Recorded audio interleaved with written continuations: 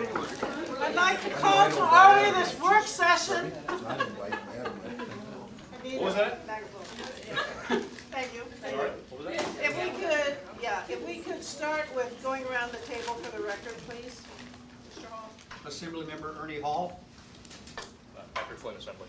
Jennifer Johnston, Assembly. Dick Trainee, Assembly. Melody Green Jackson. Harriet Drummond, Assembly. Debbie Oceana. Chris Birch. Paul Holman, Assembly. Adam Trombley, Assembly. Dennis Wheeler, Municipal Attorney. Mark Muir, Police Department. Thank you. And Bill Starr was right here. And Mr. Starr had to leave, he told me. Mr. Wheeler, would you like to start us off? Sure, happy to. We had very good assembly attendance yesterday at the Public Safety Committee meeting, which means that those of you that were there are going to hear some of the same stuff all over again. Oh, he probably would need to be down here so he can see the members, or you can see him. You can see here, Dean.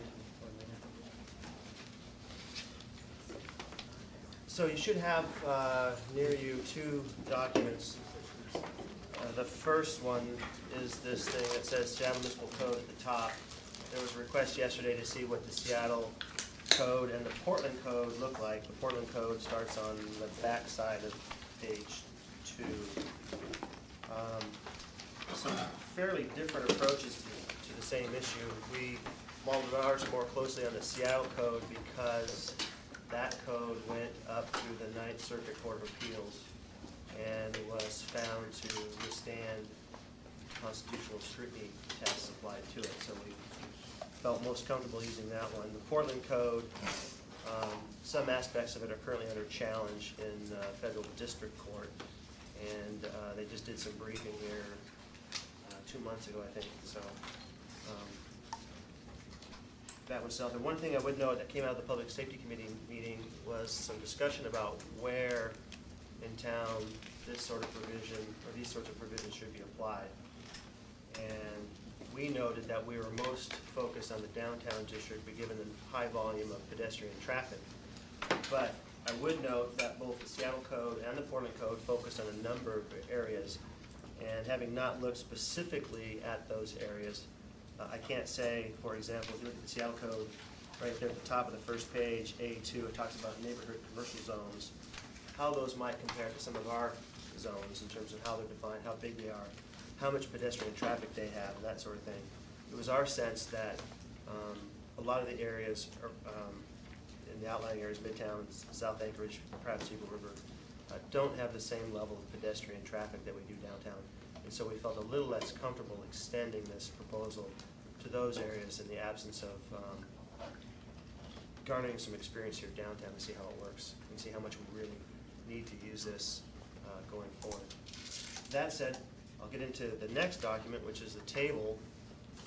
What we did with the table is outline the various code provisions we're enacting and point people to the case law that we use to support our proposal and provide you some description there so you can see where we got this from and why we chose some of the language that we chose. And I don't think we'll have to spend a lot of time referring to that, but it is a resource for anybody who wants to look at how we came to choose the language that we did. Then I want to start with walking through the ordinance itself, and I would do so by noting that this is not about prohibiting people from exercising their rights of free speech, including the right to beg in a peaceful and passive manner. This is about controlling the public safety of the sidewalks in a certain area of town at a certain time. We think we've crafted what we believe to be very reasonable time, manner, and place restrictions which are allowed under federal and state constitutional jurisprudence. So this is not about trying to affect people's right to peaceably protest. This is about public safety and maintaining and preserving the downtown area as a good place to come and work and seek entertainment and conduct your tourism type activities. So with that, I'll get into the, yes sir. I thought this was written to prohibit people from sitting on the sidewalk, correct? Sitting or lying down on the sidewalk, yes. So if a protest takes the form of a sit-in, you say it's not prohibited now? That is correct. To the extent it presents a public safety concern in terms of completely blocking pedestrians. We have a different provision for that issue. It's the pedestrian interference provision on page 2, but it's not an absolute ban on exercising First Amendment rights. Can't be. No way we could do that. Mr. Trey, and then Ms. Johnson. Dennis, using the rationale CL's used in A2, if I define the Midtown business areas from Arctic to Fire Reach, Old Seward to International, does that define that area enough for your concerns? Because it's a Midtown, there are pedestrians there, and many will argue it replaces downtown with business traffic. I want to restrict the amount of interaction that happens as you do downtown in that part of Midtown. What was your description again, Mr. Train? From Arctic Okay. over to the Old Seward, Okay. from Fireweed to International. Okay. That's the main core of the Midtown Business District, along the lines of what they did in Seattle. I can't say with a high degree of certainty that it would work. Because what I don't know is how extensive these Seattle areas are and what's left, if you will, for the activities that are. Just keep in mind, I'm gonna So, have but- our attorney write it up as an amendment. Yeah, again, I'm not saying no, I think it's probable, but I can't give you a high degree of certainty on it. Thank you, Dennis, appreciate it. Ms. Johnson? This is a follow-up to Mr. Flynn's question. If it's a protest, are there permitting, or, I mean, if you're doing a sit-in or some kind of protest, how would somebody go about legally? We have, if you look at, let's see if I can put it this side, right here on B3, first page, you'll see that we have allowances for people participating in parades, festivals, performances, races, rallies, demonstrations, meetings, or similar events conducted pursuant to the activity permits that we allow or parade permit. So, if the protests were so large that people began to spill into the street or sidewalk, we'd have a public safety concern. We'd have to disperse that to some degree to preserve use of the rights of way in the sidewalk. So, people planning a protest of that size would be best served by getting a permit so that they can work with traffic and police to allow that protest to go forward without inhibiting traffic or pedestrian thoroughfares. So there is a process in place to do Yes. that Yes. for a protest. I'll have Dean correct me on this, but I recall looking at one code, and I can't remember where it was from, but they actually went to the extreme degree of having every single person get a permit. And they told the court that they could issue that permit in a matter of minutes, so it wasn't that much of a burden. We're not interested in that, but that's, so just as a demonstration of how far some cities have gone with this issue, we're looking at a much more modest proposal. All right. There appear to be no other questions. And Ms. Gates, did you want to?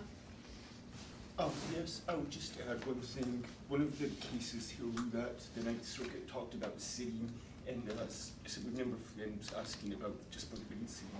It said that sitting in and of itself is not expressive conduct protected by the First Amendment, just the act of sitting.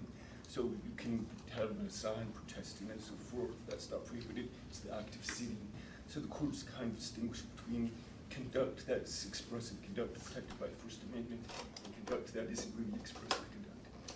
So that's what we try to do, is follow what the Ninth Circuit has spoken about. Do you want to elaborate, Mr. Flynn? No. Okay, thank you. Okay.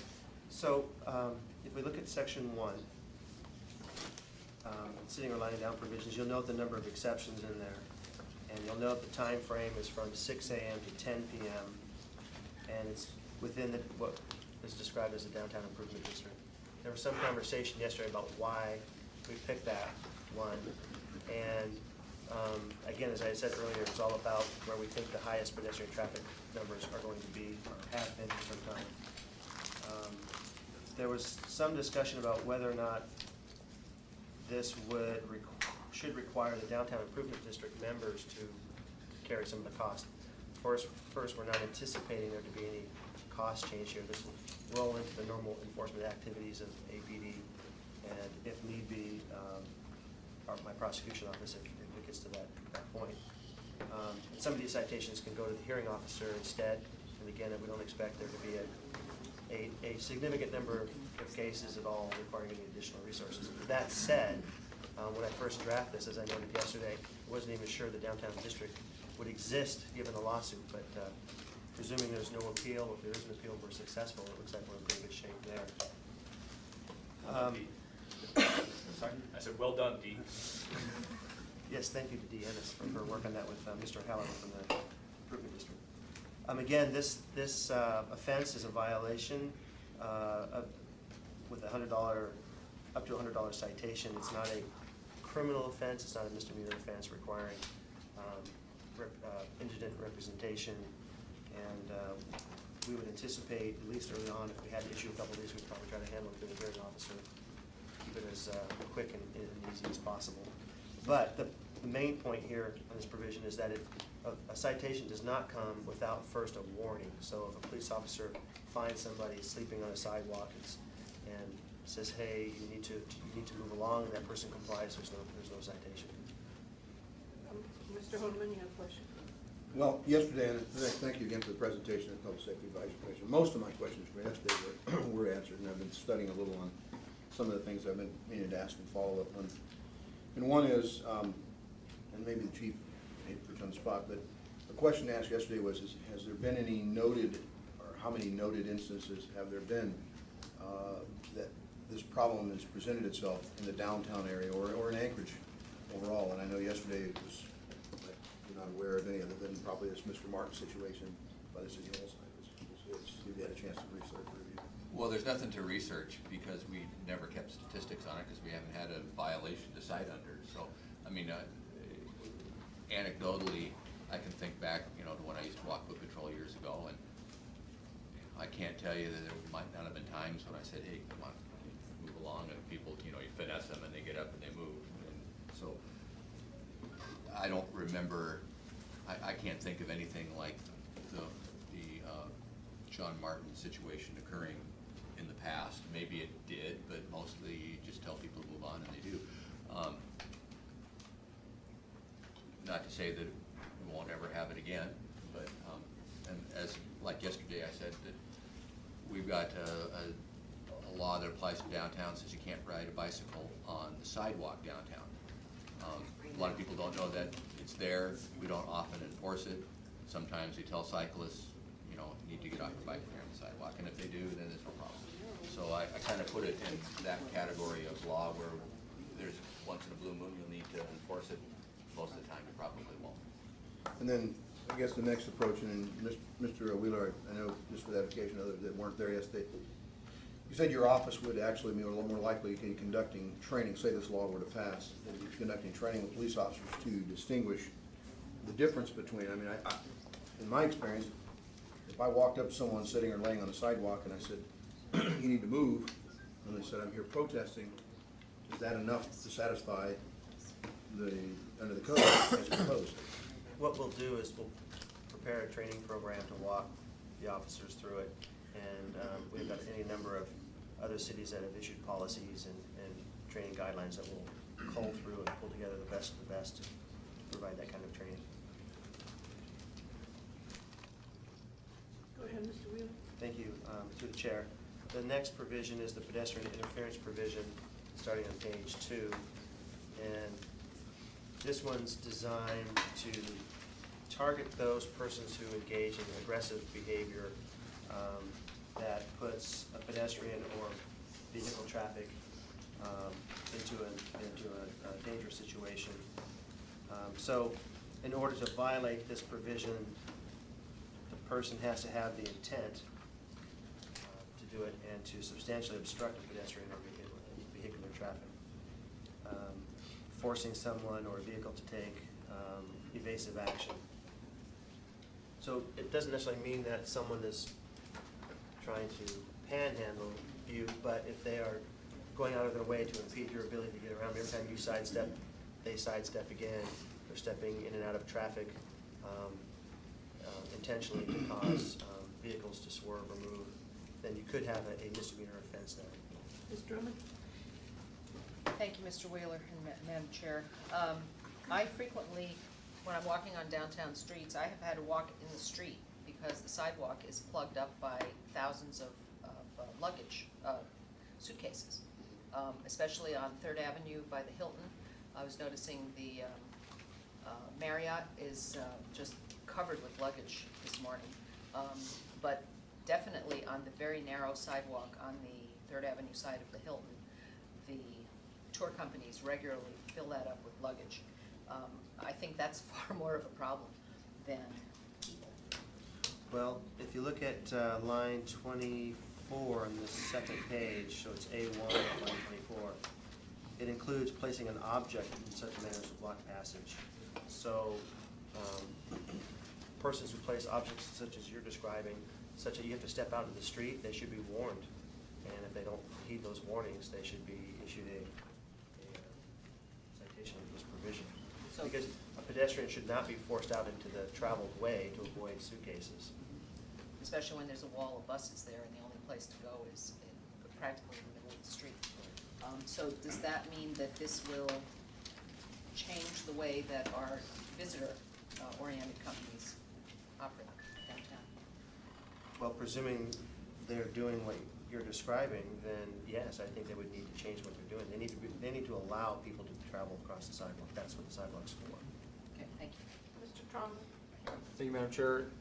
In regards to that line 24, it says, proceed in line 23, obstruct pedestrian vehicular traffic means to walk, stand, sit, lie, or place an object in a manner such as to block passage. To me, that says that, unlike the luggage thing, they're not putting it there to specifically prevent people from walking there. So I wouldn't take that, because what I don't want to do is inhibit business in some kind. Because look, this guy's got a lot of luggage. It's tourist season. It happens, so I don't. To me, that doesn't suggest that placing luggage there in the means of transporting it to another area isn't an intent to block people on purpose. Through the chair, Senator Trombley, you're right, which is why the warning comes into play. Right. So if you have this problem with suitcases and you say, hey, look, you can't do that, you're blocking people, and they refuse to comply, now you've probably been able to establish that there's an intent here. And they're really going out of their way to create a problem. Okay. Go ahead, Ms. Wheeler. There are no questions on section 2. Section 3 on page 3, prohibited panhandling.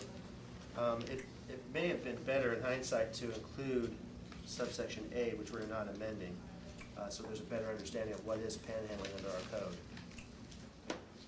code. Panhandling is by vocal appeal or through music or street performance to solicit some kind of donation.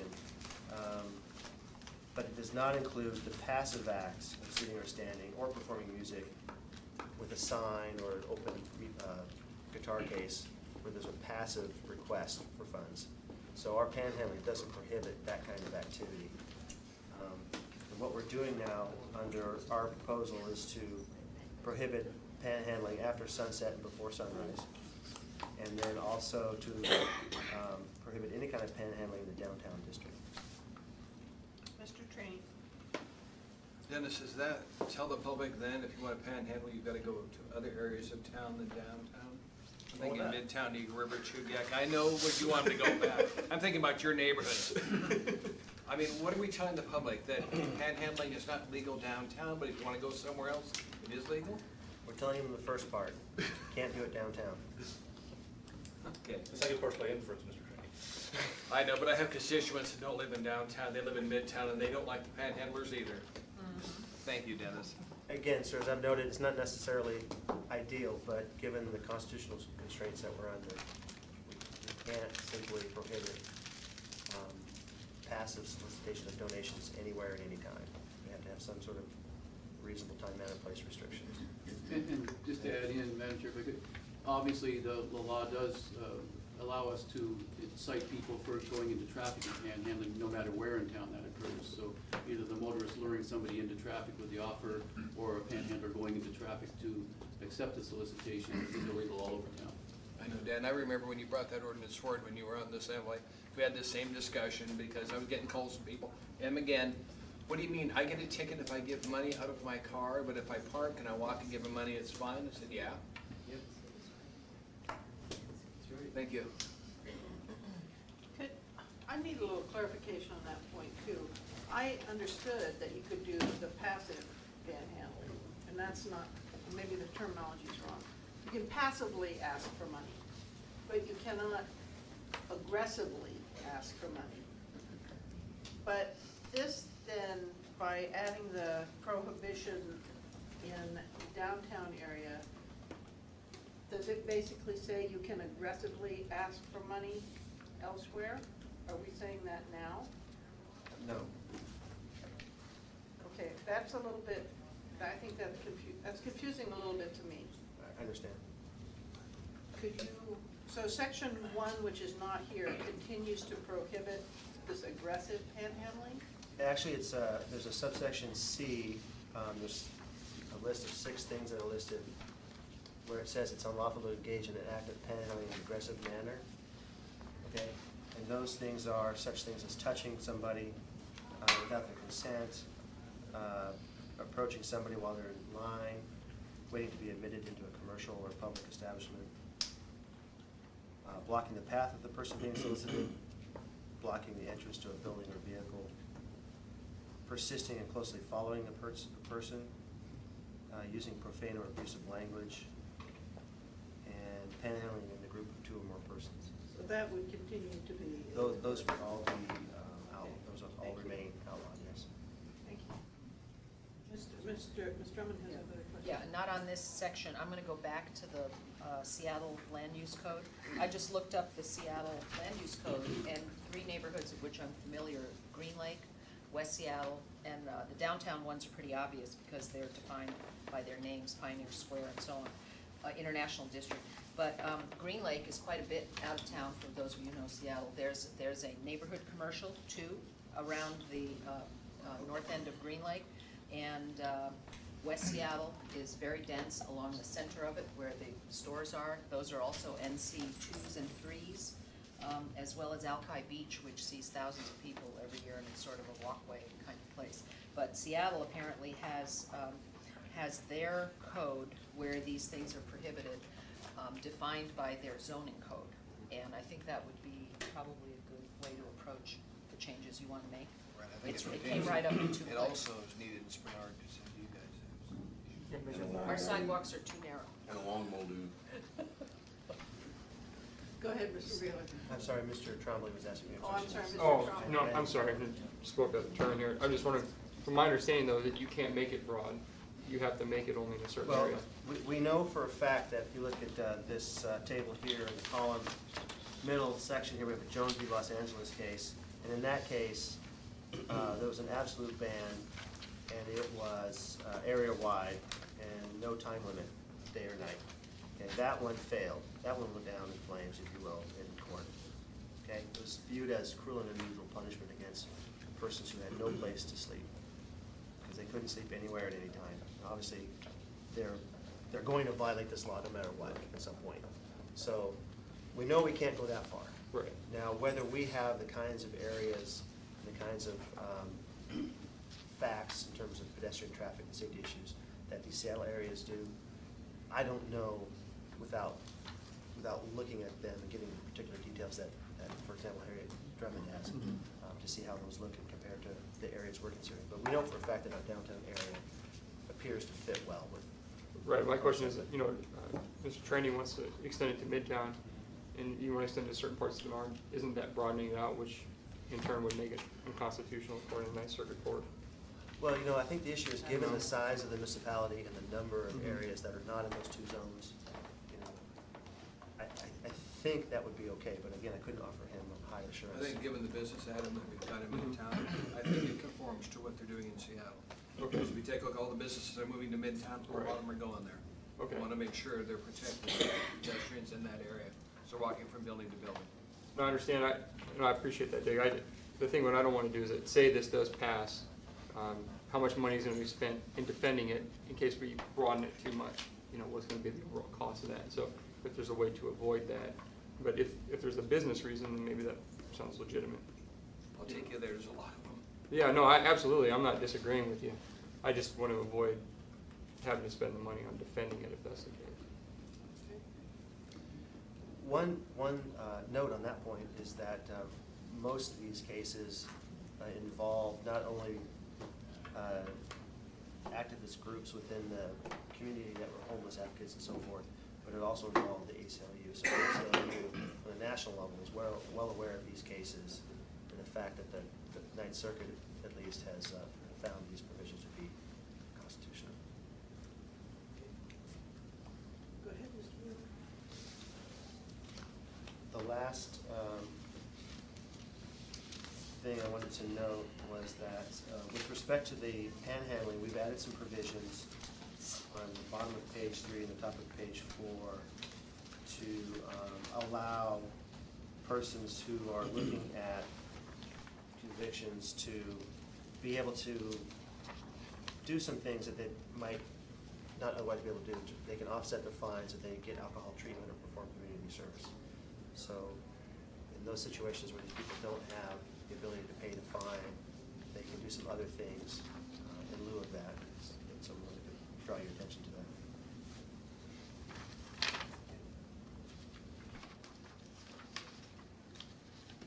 That appears to be the end of your presentation. Yes, ma'am. Chief, did you want to say anything about the ordinance and any concerns you have, any thoughts you have? I was here mostly to answer questions. I think that it would be helpful on occasion to have the tool in the toolbox.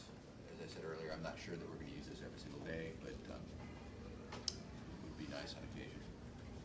I think most of the time we can ask people to conform their behavior, and they typically do. When someone refuses to, then it would be nice sometimes to be able to tell that. Seeing no additional questions? So what, we adjourn early? I think it's a hell of an idea. I assume that's when we adjourn early. So with that, we are out of here. Thank you.